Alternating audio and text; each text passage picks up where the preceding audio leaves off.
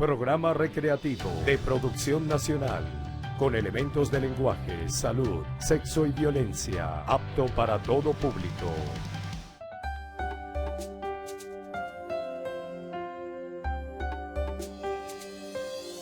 Muy feliz día tengan todos ustedes, amigos. Gracias por esta oportunidad maravillosa que me brindan de llegar a sus hogares y a sus corazones y, por supuesto, establecer siempre estas conversaciones llenas de contenido para todos ustedes. Recuerden, nos pueden ver, estamos en 2017, ya se está acabando enero, por lo tanto, usted me puede ver siempre, desde hace mucho tiempo, me puede ver de lunes a domingo. De lunes a domingo, porque los sábados y los domingos repetimos 7 de la mañana, a las 7 y a las 7 y media repetimos 2 programas para que usted los tenga ahí. Y en YouTube usted puede bajar inmediatamente el programa que se transmite en la mañana, usted ya en la tarde lo tiene en televen.com/La Vida Es Hoy.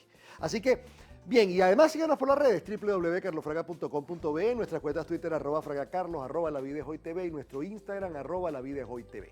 Mi camisa, Patricia Santa Cruz, una hermosa creación de Patricia Santa Cruz, miren los detalles, qué hermoso, en un morado claro. Y bueno, aquí estamos listos porque hoy vamos a hablar de la democracia a partir de, bueno, el 23 de enero acaba de sucederse, por lo tanto, ¿por qué no hablamos de, verdad, tenemos una educación democrática? Estamos formando demócratas. Es democrática nuestra educación. Nos forman para formar a su vez gente con espíritu y con mentalidad democrática. Eso, por supuesto, ¿quién mejor invitado puede ser que mi amigo, con que este es un tema frecuente en nuestras conversaciones continuas, un educador, además miembro fundador de SECODAP, nuestro queridísimo Oscar Misle. Bienvenido, amigo, qué placer tenerte. Encantadísimo estar acá. Qué bueno. Bien, Oscar, ahí está la pregunta. ¿Es democrática nuestra educación? Esta educación con ese espíritu prusiano que lo hablábamos en un programa anterior, esta educación con el espíritu prusiano, el timbre, la cosa, ¿es democrática? Claro. La pregunta que tendríamos que hacernos es si en esa práctica educativa tenemos la posibilidad de opinar y ser respetados en nuestros criterios, puntos de vista, si a la hora de tomar decisiones me incorporan para que yo también haga propuestas, si a la hora de que surja algún conflicto yo tengo la posibilidad de saber cuál es la instancia donde debo ir para lograr la mediación y contar con las posibilidades que me permitan a mí resolver las situaciones que cotidianamente se presentan.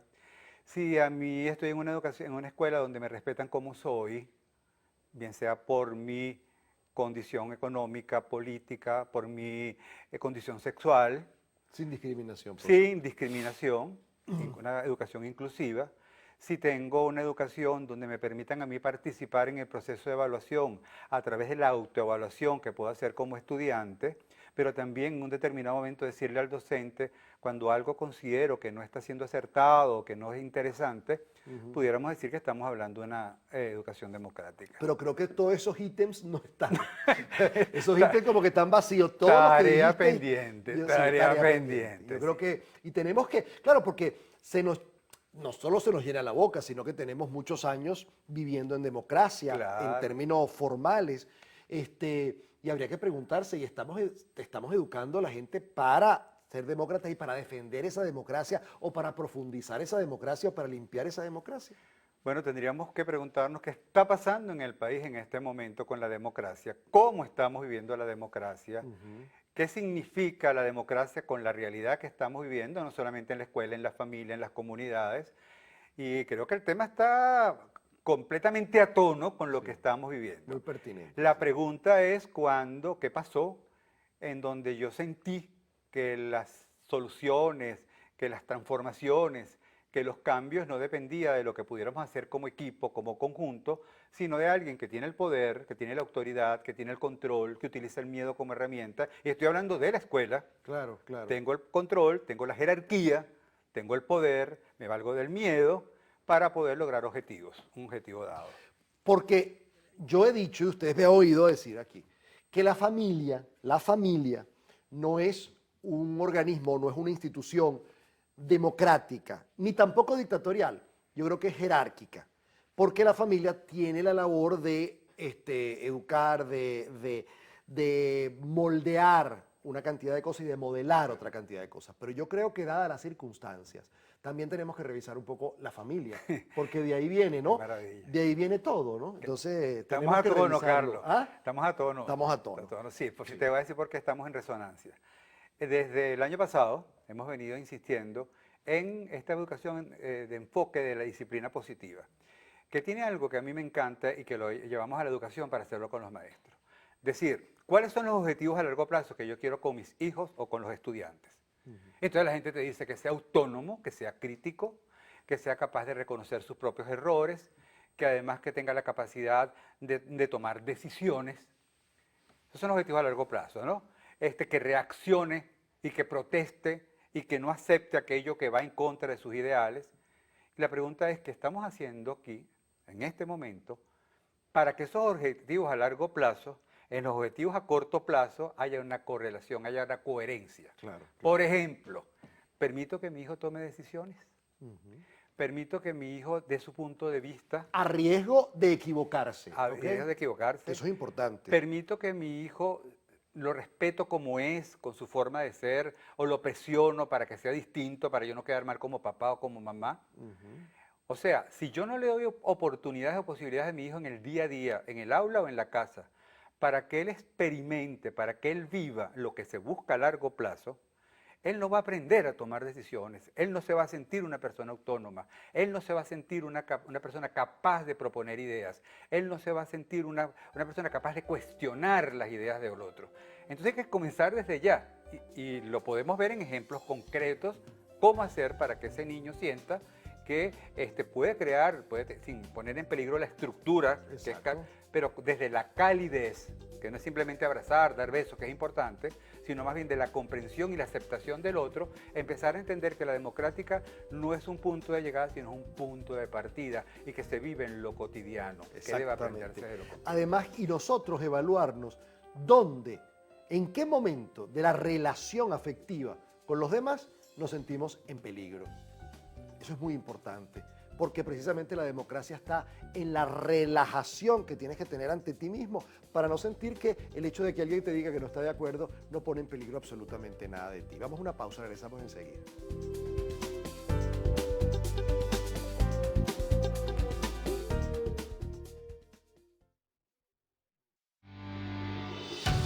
Estás viendo La Vida es Hoy.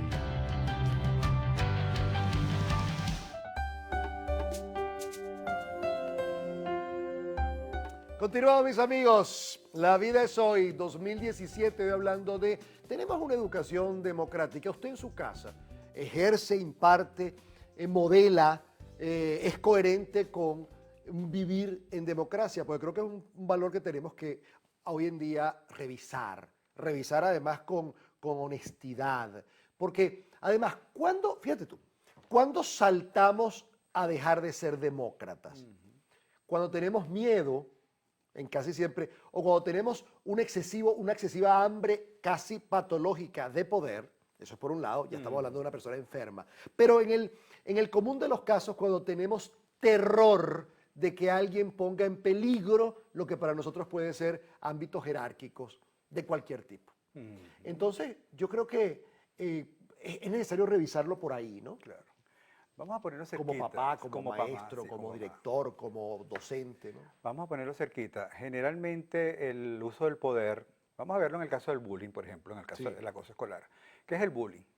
Es un estudiante que siente que tiene poder, que quiere ganar jerarquía, utiliza el miedo como estrategia, lo hace de manera reiterada, repetida, para lograr control social y poder someter al otro, minimizarlo, invisibilizarlo, hasta que el otro tenga una especie de suicidio emocional. Claro. Suicidio emocional es cuando tú sientes que no puedes hacer nada porque aquel que tiene el poder te intimida de tal manera que te inhabilita Cuando te matan, para existir. bueno, yo entiendo suicidio emocional cuando te matan la pasión y la palabra. Cuando te matan la pasión, estás que son los muerto elementos de la vida, emocionalmente, claro. que es la peor de las muertes. Entonces, fíjate, eso lo ponemos, pero lo llevemos. Entonces, imagínate un niño que desde pequeño entiende que puede utilizar el poder, que puede utilizar el miedo como estrategia y puede utilizar el control social que pasa cuando él llega a la familia, cuando él llega a la pareja, cuando llegue a gobernar un país, bueno, cuando llega a tener autoridad. Entonces, últimamente he estado leyendo algo que me tiene muy movido, que tiene que ver con la perversión del que acosa. Y fíjate que es una palabra fuerte, ¿no? Sí, sí, sí, sí. ¿No? Además, altamente patológica, la Sí, perversidad. la es una perversidad. patología. Pero la perversidad es más cotidiana de lo que imaginamos. Claro. Porque la perversidad, ¿qué es?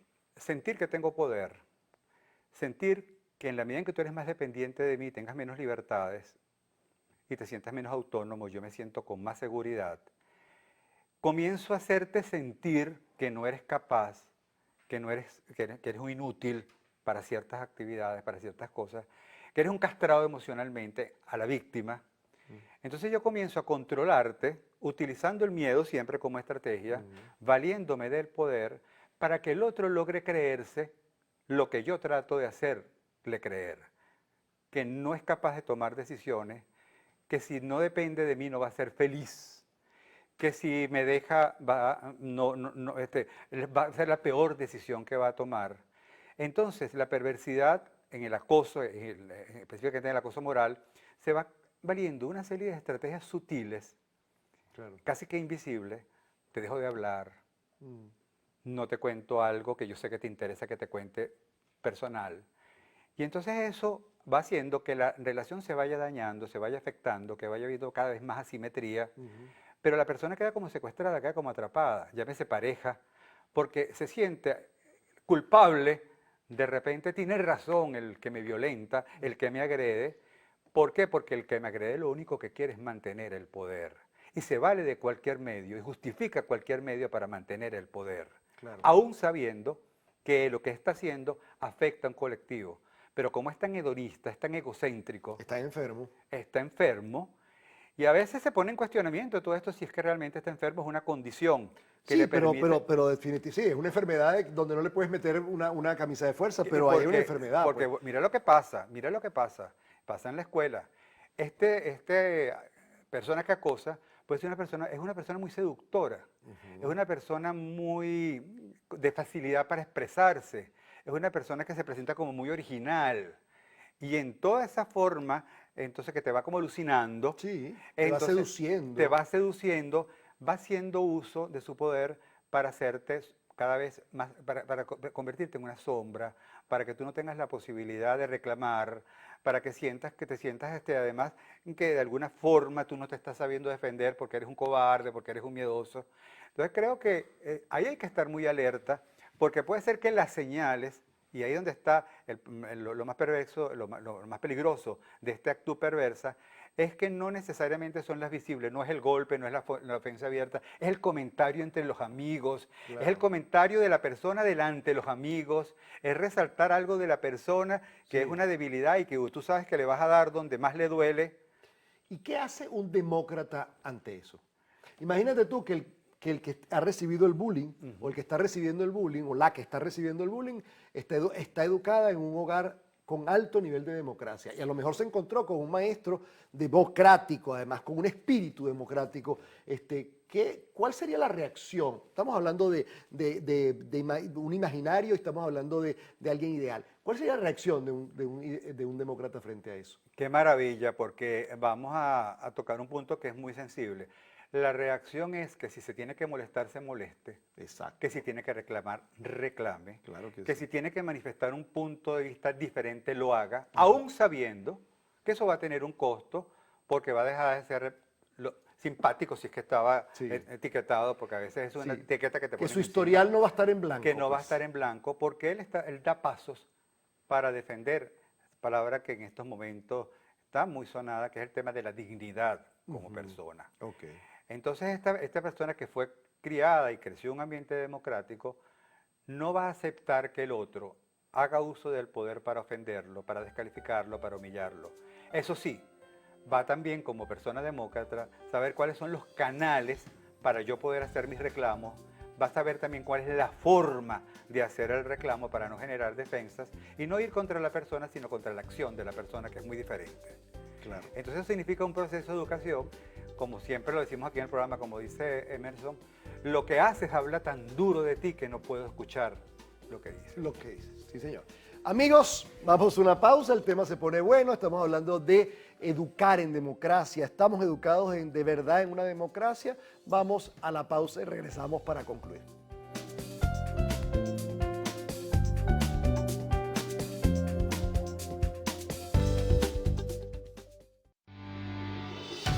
Estás viendo La Vida es Hoy.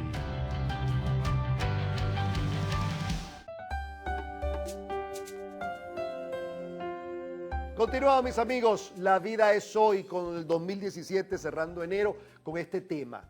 A partir del 23 de enero, creo que es importante que revisemos nuestra parte demócrata. Tú has hablado de muchos puntos importantísimos. Tú has hablado de la perversidad, que es una psicopatología diagnosticada y estudiada y vista, que puede tener un grado un poco que pase, pero es grave. Y todos estos aspectos de los cuales tú has hablado tiene que ver porque, por supuesto, una persona en miedo salta de la democracia a lo dictatorial y en lo dictatorial entra en la perversidad, es decir, de alguna manera un camino va llevando al otro. Ahora, la situación importante, la que nos importa es que todos de alguna manera tenemos grados de esa perversidad, de ese autoritarismo, de ese deseo de poder, de esa democracia. Todos tenemos un poquito de todo. Vamos hasta acá. Aquí no vamos a hablar de que somos los doctos. No. Aquí tenemos todo un poco. Y justamente ¿qué es lo que vamos a desarrollar en nuestra vida? Y para eso están estos programas y para eso están estas entrevistas. Ahora, ¿cómo hacerle entender a las personas o cómo hacerle reflexionar, no entender, porque eso sería falta de democracia, entender a las personas qué desarrollar de uno, ¿no? Porque evidentemente que un docente que nos esté viendo en este momento se plantee la posibilidad de que en su aula haya democracia, y son 40 muchachos, a lo mejor le tocaron las aulas estas donde meten muchos repitientes, que están ahí con un desinterés insólito, podría generar en él o en ella una sensación de no, yo no me atrevo. Claro. Porque si les suelto la cuerda, claro, acaban conmigo. Claro. ¿Cómo manejamos eso? Miedo válido, ¿no? Miedo válido, bueno, sí. Ahora no hay repitientes, pero la cosa pone peor porque entonces pasa el muchacho con unas exigencias mayor, sobre todo de parte del docente, para poder anivelarlo, ¿no? Pero ¿qué pasa? ¿Cómo hacer para que esa aula que se convierte en una jaula, deje de ser una jaula? Y crear un espacio con 40 personalidades, con 40 psicologías, con 40 historias de vida, donde se pueda entender la democracia no como un concepto, no como algo teórico, sino práctico. ¿Qué es lo que hemos ido experimentando a través de esta formación? Ver cuáles son las situaciones que se van dando cotidianamente, reales, simuladas, partir de noticias y ver en ese hecho si la reacción de la gente, la actitud, lo que la gente busca como alternativa es o no democrático. Partir del ejemplo. Eso lo dicen todos los modelos educativos del siglo XXI, escuelas del siglo XXI, hablan que ya tenemos que incorporar para poder comprender, asimilar e introyectar los contenidos, vivencias. Y vivencias son historias, fábulas, cuentos, películas. Tú permanentemente lo haces. De tal manera que yo pueda ver si en ese suceso, en ese acontecimiento, hubo algo que hizo la forma en que se asumió esa situación fue autocrática o fue democrática. ¿Y por qué? Porque si no los muchachos no se aprenden el contenido, los muchachos se aprenden teóricamente y en la práctica no hay un desfase entre lo que se vive y lo que hace. Hubo una experiencia muy corta que a mí me marcó mucho, me gustó, de 2 participantes, de 35 participantes, docentes, en uno de los diplomados que se hizo. Estaba una docente muy callada, muy reservada, siempre iba con un jean, una chemise blanca, era invisible. Y estaba otra que nos tenía alucinados a todos y que nos hacía sentir orgullosísimos de ser facilitadores porque era capaz de versionar todo lo que decíamos, era muy elocuente, además muy vistosa. Cautivadora, pues. Cautivadora, muy atractiva, con una melena roja así, toda exuberante. Termina el diplomado y decidimos visitar las experiencias. Y fuimos para ver los contrastes. Nos íbamos a encontrar con esta mujer que era capaz de repetir y inflarnos el ego a los facilitadores, porque era capaz que queríamos que comprender lo que decíamos, y la otra que era más bien como gris. Cuando vamos a la escuela donde está la persona esta, que era muy llamativa, primera cosa que la melena no la tenía ya suelta. La tenía agarrada como una areomosa, con una malla, un mollo. Tenía un uniforme que no voy a decir el color para no identificar a la escuela. Y tampoco voy a decir de qué color eran las medias que tenía. Pero me llamó la atención aquella primera estampa. Cuando nos acercamos, ella dice, ay, qué bueno que vinieron. Quiero que vengan al salón para que ustedes vean lo que estoy haciendo. Cuando entramos a un salón, todos los muchachos sentados en fila, y entonces le dicen, ¡párense! Y yo, Dios, no sirvió el diplomado. Siéntense. Se sientan. ¿Qué se dice? Buenos días, profesor, ¿no? Las paredes grises, sin carteleras, sin vida, palabras mudas. Y digo yo, Dios mío, pero esto no se parece a la mujer espontánea, extrovertida. Bueno, salimos de ahí y dijimos, bueno, no, tenemos que revisar el diplomado. Pero nos fuimos a la escuelita donde estaba la maestra del jean y de la chemise blanca, que fue un rollo llegar, Carlos, porque era en la punta, si te metías por el barrio te decían que era en el cerro, y si te metías por la organización era en la colina. Sí. Entonces decimos que era el Cerro Colina, dependiendo por dónde entraras, ¿no? Ajá. Y llegamos a la escuelita y fuimos al salón de la muchacha esta, y cuando llegamos encontramos los pupitres en círculo, y encontramos, ella se sorprende y dice, ay, profe, yo estoy aplicando algo que vi en el diplomado que me gusta, que ellos hacen un ejercicio muy cortico, que es que cuenten qué traen en su morral, qué pasó en su casa, qué está pasando en el país que les preocupe, y de eso me valgo yo para hacer el trabajo. Por supuesto que la culpa del juicio que habíamos hecho, del prejuicio que teníamos de aquella mujer menudita que tenía a los muchachos en círculo y tal, y de repente veo una cartelera con mascotas. O sea, que esa es la pasión nuestra. Claro. Sus perros. Y le digo, ¿y eso? Le pregunto y me dice, no, es que eso lo aprendí también con ustedes. Para los niños las mascotas son muy importantes. Y para yo hablar de relaciones, de cuidado, de responsabilidad, le pedí que trajeran una foto de su mascota, la pusieran en la cartelera y que pudieran expresar qué significa esa mascota desde el punto de vista del amor, del cuidado, de la responsabilidad. La pared ya tenía un mensaje que los pupitres no estaban dándole la espalda al compañero y viéndole la espalda al otro, sino se estaban viendo los ojos. Pero además, esta maestra le dice a uno de los niños, cuéntenle un poco en qué consiste pues nuestra práctica diaria. Y dice el niño, cuarto grado, dice el niño, para nosotros lo más importante es hacer vínculos. Wow. Yo digo, se puede repetirlo. Y le digo que es el vínculo, es la conexión del otro. Que lo que le pase al otro te duela a ti y lo que te pase a ti le duela al otro. Wow, ya. Eso es. Punto. Creo que con eso no hay más nada que decir. Ahí está, qué maravilla. Amigo, hay que hacer un trabajo y el trabajo siempre empieza por uno, ¿no? Así es, por uno. Por uno, punto. Hay que hacer el trabajo por uno, hay que revisar. Ah, ¿no te gusta la democracia que estamos viviendo? Hay que revisar primero tu democracia en familia, tu democracia en la escuela, tu democracia en donde vayas, en tu trabajo, porque es ahí donde vamos de verdad a engendrar un espíritu democrático que nos pueda en un momento determinado salvar de cualquier cosa. Oscar, gracias. Gracias, un aplauso Carlos. para Oscar, por favor. Qué bueno.